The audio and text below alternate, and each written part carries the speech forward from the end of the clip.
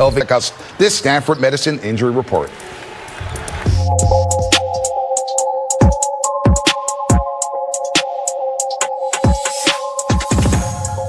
The MRI confirmed that Steph sustained a pelvic contusion, but no structural damage. Could you break down what that means? Yes, that's really good news. He landed directly on his tailbone, and the worry was that he might have a more significant injury to his tailbone, such as a fracture. Fans noticed that Steph walked off on his own power, and after the game, Steve Kerr said that he wanted to come back into the game. Is that a good sign at all? Yeah, that's also a really good sign. I think the team did exactly the right thing, though, in getting an MRI. Can take a week to 6 weeks to fully heal, and it just sort of depends on how he feels. And again, I have not seen the imaging studies directly, but how significant the contusion was. I think he's going to have a pretty good sense as to when he's able to get back in. And I think the training stuff. And if you were the one examining him, are there certain signs or anything that you would be looking for specifically that would encourage you that he is getting closer to that timeline where he would be cleared to play? Really, it would be an assessment of how he's moving around. Is he able to sprint? Is he able to cut? Is he able to run up and down the court without having significant pain? And if he's able to do those things at the level that he needs to be able to do them to play in the NBA, which is obviously an incredibly high level, then I think he'd be ready to go back in. And as the Warriors are getting ready to make a run into the playoffs here, once Steph is cleared to return, is this an injury that you'd have to worry about any kind of recurring injury there? Is it something that would lead to a higher risk of a similar injury moving forward? No, I don't think so. Although clearly basketball players they're susceptible to direct falls on their back, on their tailbone. These things happen in games. And if it were to happen again, it might take longer to heal from a secondary episode if it was within, hard to say exactly, but 2 to 6 weeks of the original injury here that he's just had. I'm just hoping for the best for him to get back to playing as quickly as possible for his happiness and the great of the team.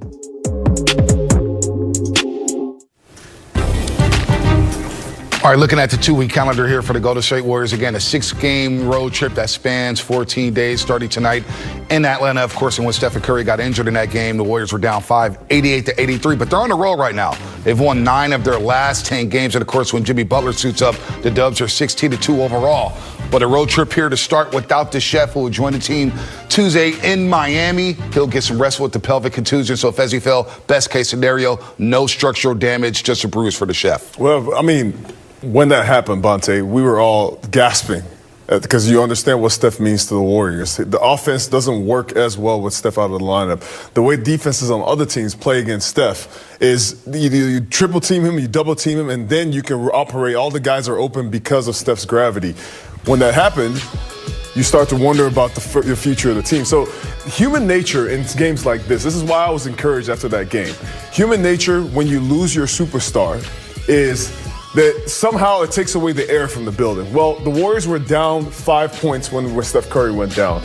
And to see how the Warriors really bucked up in the fourth quarter, holding the Toronto Raptors to 22 points in the fourth quarter, defense really came in, understanding that you have to win with defense when Steph's not in the game because the offense is not going to be as smooth with him off the court. That was encouraging. Jimmy Butler got a triple-double. He's going to get everybody open, get people involved in the game. And then Draymond Green, you can't say enough about what he did. Being the leading scorer on the team for the second time, since 2016. You love that stat. I don't love it. You keep bringing up Game 7.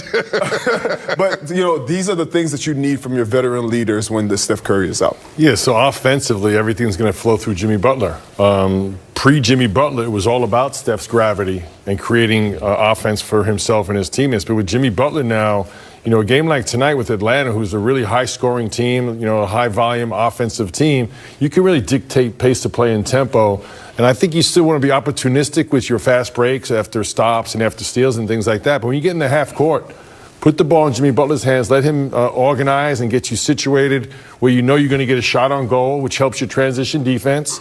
He's going to get to the free throw line. So really control this game through Jimmy Butler, which in the past was all about Steph. Now with Jimmy, you have a different dynamic. Now you play inside out. Well, let's check out the numbers with and without Stephen Curry for the Golden State Warriors this season. And you may be surprised to see the record without Stephen Curry.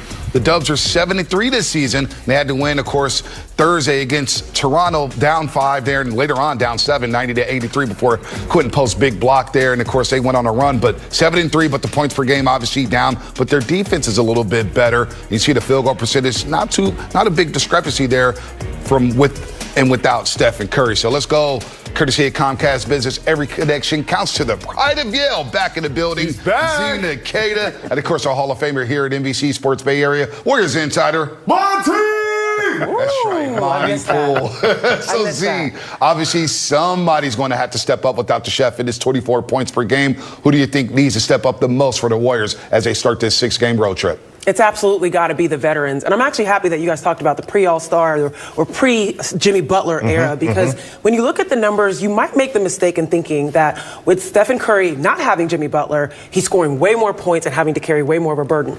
It's actually the opposite. He's actually scoring more points now that Jimmy Butler has arrived because of what Festus was referring to. The gravity, the ability to open up the offense with Jimmy Butler on the floor is great for Steph. So now the Warriors offense is losing a significant contributor in Steph Curry. And who's got to be stepping up? I'm thinking it's the veterans. Draymond and Jimmy, because they're the playmakers. They're going to have the ball a lot. I wouldn't be surprised if both of those guys have some double-digit assist games coming up, because they need to do that, get the other guys going. And besides, the young guys, they're still learning how to play without Steph. Draymond's used to it. Jimmy can do it because he's a pro. And you watch the way they won the game against Toronto the other night.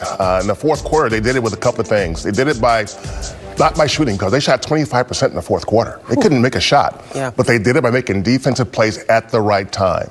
Big blocks, big steals. Jimmy and Draymond in the middle of it. You know, Moses Moody got a big block. So that's going to be how they do it. Draymond, the way he put it after the game, was saying that when Steph goes out, our margin for error goes way down.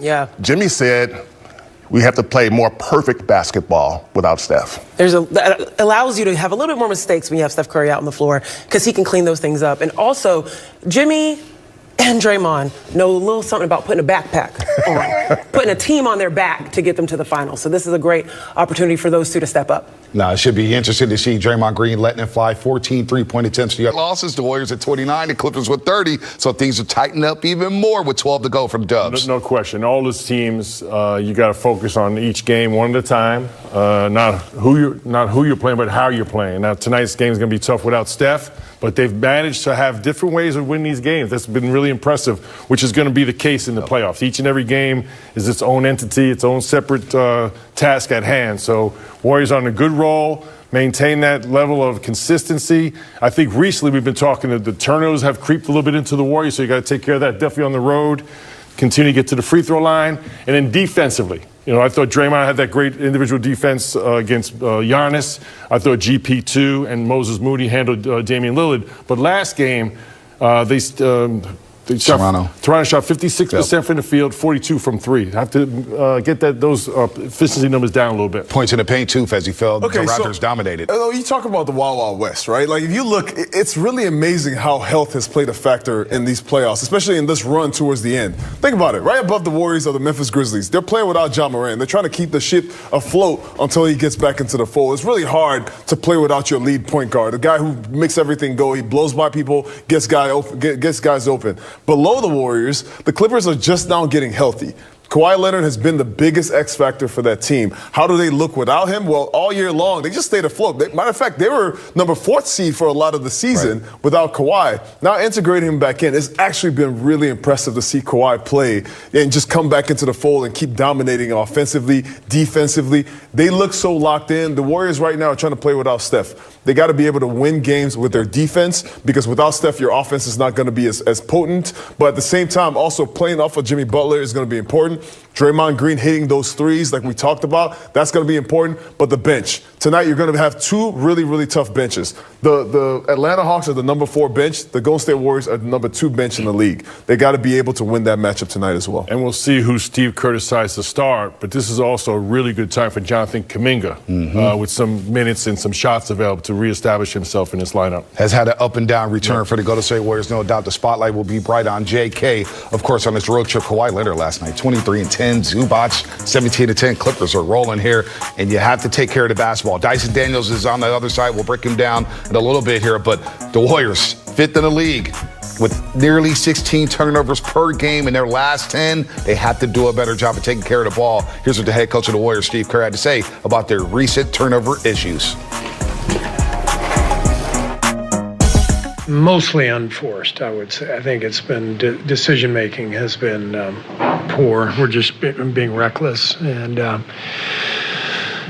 with that said, I mean, teams are, playing aggressively, and Toronto really got into us. Atlanta will get into us tonight. Daniels is a one-man wrecking crew, so we've got to be ready. We can't afford to turn it over against these guys.